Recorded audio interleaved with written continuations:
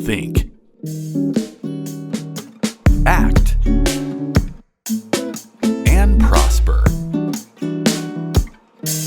You are now tuned into the Money Level Show. Okay, so what I'm looking at now is like the OPEC. I did a video on OPEC and them not wanting to produce more oil. They said that it'll cost them. I think it'll be more expensive to make the oil price go up. And then just looking at the countries in OPEC, it looks like a lot of those countries are not very friendly with the United States. And we're seeing some things heat up with Saudi Arabia, the prince over there, and some things he has to say about Biden and such. And so I just foresee this energy crisis to get even worse. I agree with you. I would note first that in terms of energy, the United States is not very friendly with the United States. We talk about the fact that other people ought to produce more oil, and then we put restrictions in place against producing our own oil. President Biden himself has restricted the oil industry's access dramatically to drill for oil and gas in the United States. The administration has also turned down the expansion of the Keystone Pipeline, which could bring us 1.8 million barrels of Canadian oil a day into the US market.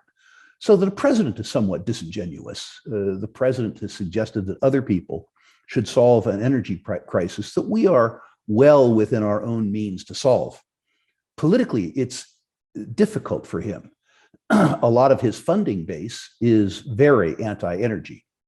So the campaign contributions come to some extent from the green community, but the people, the folks that he wants to have vote for him, would prefer to be able to afford gasoline.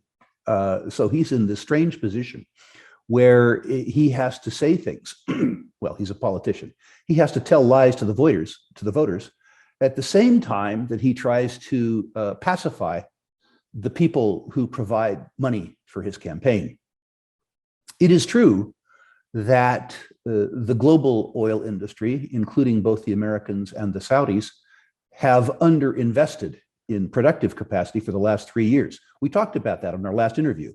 At that point in time, the oil and gas industry on a global basis was deferring sustaining and project expenditures at the rate of about $3 billion a day. That's a very big number over time. And the consequence of deferring those sustaining capital investments is that you begin to impact rather dramatically your ability to produce. So for the Saudis to kick up their production, they would have to spend a lot of money. It's not like they could turn a gate valve to the right and have more oil come out. There's all kinds of expenditure they would have to do. And incurring those expenditures in an effort to lower the price seems rather stupid.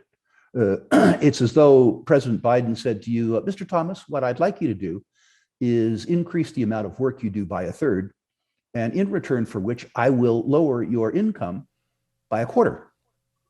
That's what Biden asked the Saudis to do.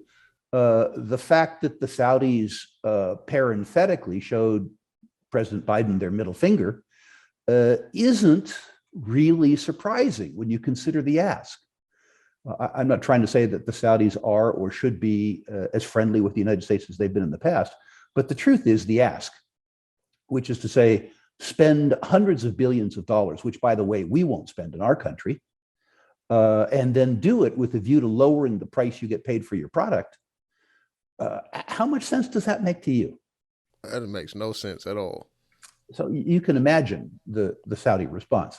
I'm not defending some aspects of Saudi policy, by the way. I'm just suggesting that spending tens of billions of dollars to lower your income is a fairly odd request.